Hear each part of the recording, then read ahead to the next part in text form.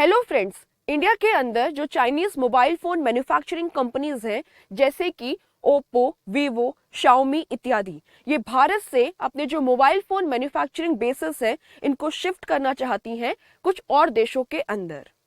आप यहाँ पे कुछ मेजर न्यूज़पेपर्स की हेडलाइंस को देख सकते हैं, सब ने इस न्यूज़ का जिक्र किया है। अगर मैं इकोनॉमिक टाइम्स की हेडलाइन आपके लिए पढ़ूं, Chinese mobile firms may set up plants in other countries due to India crackdown report। और भारत छोड़ के ये जाना कहाँ चाहती हैं? तो ये इजिप्ट, बांग्लादेश, वियतनाम, इंडोनेशिया, जहां पे इनको इंडिया के माफिक ही चीप लेबर मिलता है, एक अच्छा मार्केट मिलता है एंड एक्सपोर्ट करने की फैसिलिटीज बनती है, वहां पे शिफ्ट करना चाहती हैं। चाइना की कम्युनिस्ट पार्टी ऑफ चाइना का जो ग्लोबल माउथपीस है ग्लोबल टाइम्स, उसने भी इसको कवर किया।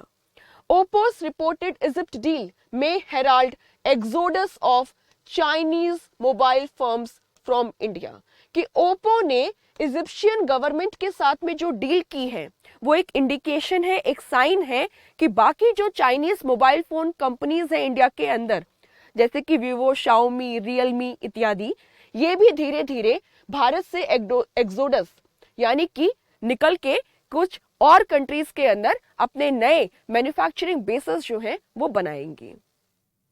अगर आगे हम बात करें तो ये जो चाइनीज फर्म्स हैं इनका भारत के अंदर 3 फर्म्स का, ओप्पो, वीवो और शाओमी, तीनों का मिला के इंडिया के अंदर जो मोबाइल मार्केट है उसके अंदर 60% शेयर है। जब इनका 60% शेयर है, इंडिया के अंदर इनको चीप लेबर मिलता है, इंडिया के अंदर एक कितना बड़ा मार्केट है जो दिन प्रतिदिन बढ़ता जा रहा है। आप हर तीसरे दिन एक नए मोबाइल फोन की डिमांड करते हैं मार्केट के अंदर। हमारी गवर्नमेंट जो है वो मेक इन इंडिया को प्रमोट कर रही है कि आओ हमारे देश में प्रोडक्ट्स बनाओ।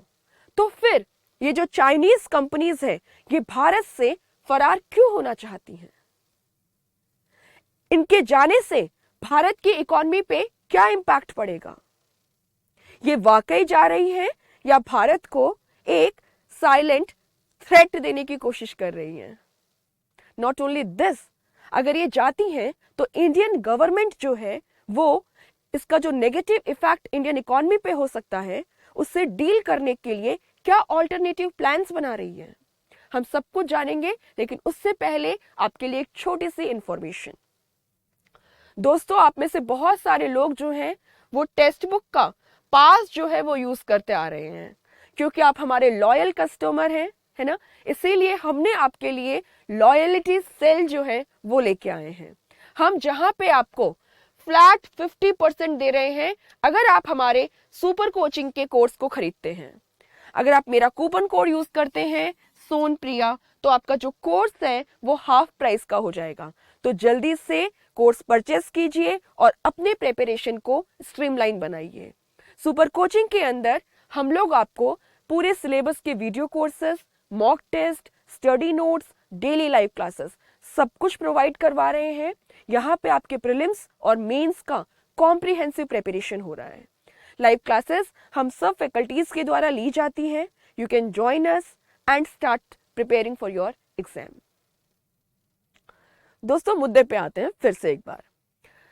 तो सबसे पहला क्वेश्चन कि चाइनीज कंपनीज जो है वो भारत छोड़ के भागना क्यों चाहती हैं? बात कुछ ऐसी है कि इन चाइनीज कंपनीज की जो भारत के अंदर टैक्स की चोरी है वो हमारी जो एनफोर्समेंट एजेंसीज हैं जैसे कि एनफोर्समेंट डायरेक्टोरेट या डायरेक्टोरेट ऑफ रेवेन्यू इंटेलिजेंस, उन्होंने पकड़नी शुरू कर दी है और अब ये यहाँ से दबे पाव भागना चाहती हैं और इंडिया का जो जस्टिस सिस्टम है उसको फेस नहीं करना चाहती।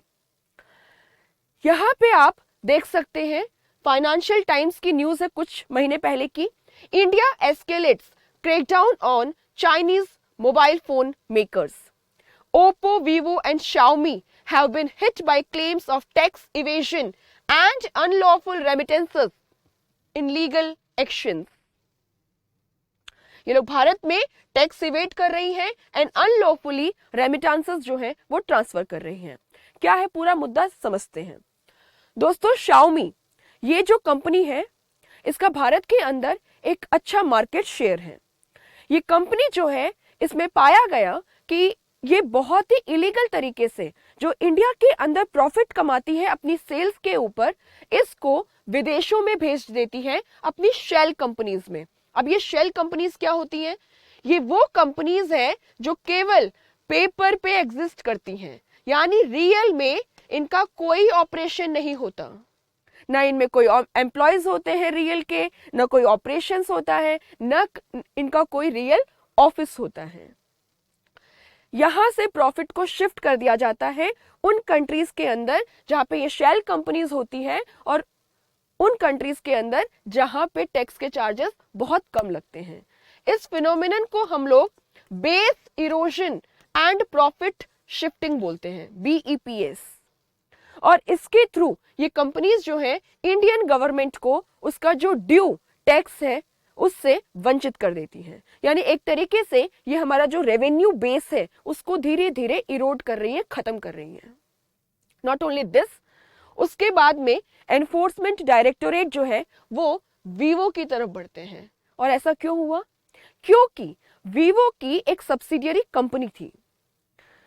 इस कंपनी की अगर मैं बात करूं तो इसकी जो डॉक्यूमेंट्स थे, इसके जो डायरेक्टर्स ने सबमिट किए थे, वो सारे डॉक्यूमेंट्स, इसके डायरेक्टर्स की आइडेंटिटी, सब कुछ फेक था। जब बात आगे बढ़ी तो धीरे धीरे करके एक के बाद एक राज जो है वो खुलता गया।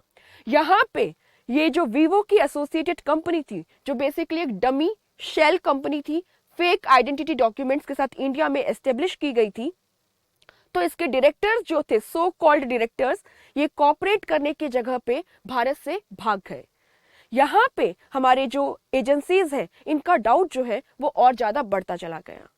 जब आगे और ज्यादा सर्च हुई तो पता चला 2020 के अंदर भी वीवो के फोन्स में पाया गया था कि हर मोबाइल फोन का एक जो यूनिक आइडेंटिटी नंबर होता है, जिसे हम IMEI बोलते हैं, ताकि अगर कोई मोबाइल फोन चोरी हो जाए और उसका इस्तेमाल किसी गलत काम में, क्रिमिनल काम में होता है, तो पुलिस के लिए इजी होता है केसेस को क्रैक करना, इसीलिए यूनिक नंबर दिया जाता है। बट वीवो के फोन्स के अंदर बहुत सारे जो मोबाइल फोन्स हैं वो सेम आइडेंटिफिकेशन नंबर यूज कर रहे थे। A grave threat to national security, ये हमारी राष्ट्रीय सुरक्षा के लिए एक बड़ा खतरा हो सकता है, क्योंकि यू नेवर नो कि ये चोरी किए हुए जो फोन है ये कौन यूज कर रहा है। दे मे बी टेररिस्ट्स।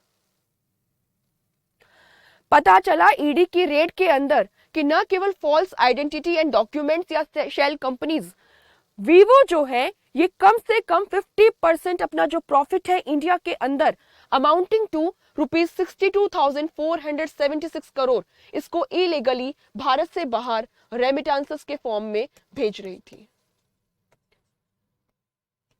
ऐसे ही एक और चाइनीज कंपनी जो ओप्पो है, उसके अंदर भी पाया गया कि ये लोग कस्टम्स ड्यूटी जो है उसको इवेड करती हैं।